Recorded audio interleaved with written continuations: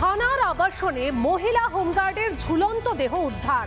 দক্ষিণ 24 পরগনার ক্যানিংয়ে এই ঘটনাকে কেন্দ্র করে জোর শোরগোল।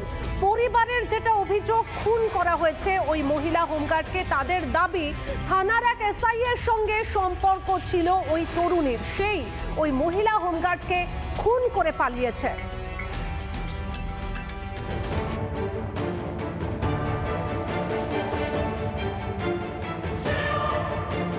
মহিলা হোমগার্ডের মৃত্যু ঘিরে রহস্য। দক্ষিণ 24 পরগনার ক্যানিং থানায় চাঞ্চল্য। ক্যানিং থানার পুলিশ আবাসনের ঘর থেকে মহিলা হোমগার্ড রেশমি মোল্লা ওরফে গুলজান পারভিনের ঝুলন্ত মৃতদেহ উদ্ধার করে ক্যানিং থানার পুলিশ। ওই মহিলা হোমগার্ড তিনি এই ঘরেতে থাকতেন এবং এই ঘরে থেকে গতকাল সন্ধ্যায় পুলিশ তার কিন্তু মৃতদেহ উদ্ধার করে। এবং থানার আবাসন থেকে ঝুলন্ত দেহ উদ্ধার। প্রাথমিকভাবে পুলিশের অনুমান আত্মঘাতী হয়েছেন মহিলা হোমগার্ড। অন্যদিকে খুনের অভিযোগে সরব পরিবার। পরিবারের তরফ থেকে একটা অভিযোগ করা হচ্ছে যে এই ঘটনায় যে ক্যানিং থানার এসআই সায়ন ভট্টাচার্য তাকে প্রেমের জালে ফাঁসিয়েছে এবং খুনের পিছনে সায়ন ভট্টাচার্য জড়িত রয়েছে। সায়নের উপরে সন্দেহ। সায়ন তো এই থানার একজন এসআই। এসআইটা কি হয়েছে?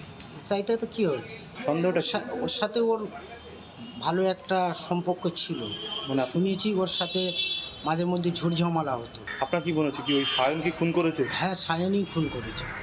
হোমগার্ডের দেহ উদ্ধারের পর থেকেই এসআই সায়ন ভট্টাচার্যের খোঁজ নেই বলেও দাবি। আর এতে এই জল্পনা আরও জোরালো হয়েছে। এটা প্রশাসনিক ম্যাটার, তার পরিবার পরিজন আছে, পুলিশ তদন্ত করছে, এসডিপিও সাহেব আইসি সাহেবরা আছেন, প্রত্যেকটা তদন্ত হবে এবং এর সঙ্গে যারা জড়িত থাকবে, সে আমি হোক আপনি হোক বা যেই হোক না কেন, তার জন্য আইনের সর্বোচ্চ যা সাজা আছে তার ব্যবস্থা। এটা অত্যন্ত সেন্সিটিভ ম্যাটার।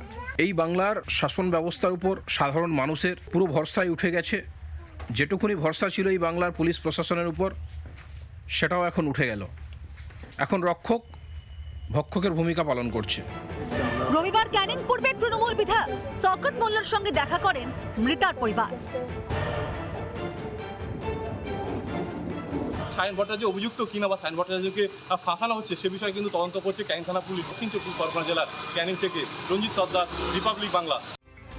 নানা ধরনের কন্টেন্ট দেখার জন্য লাইক করুন, শেয়ার করুন আমাদের ফেসবুক পেজ, সাবস্ক্রাইব করুন আমাদের ইউটিউব চ্যানেল। পাশাপাশি অন্যান্য ব্রেকিং নিউজের জন্য অবশ্যই চোখ রাখুন রিপাবলিক বাংলায়।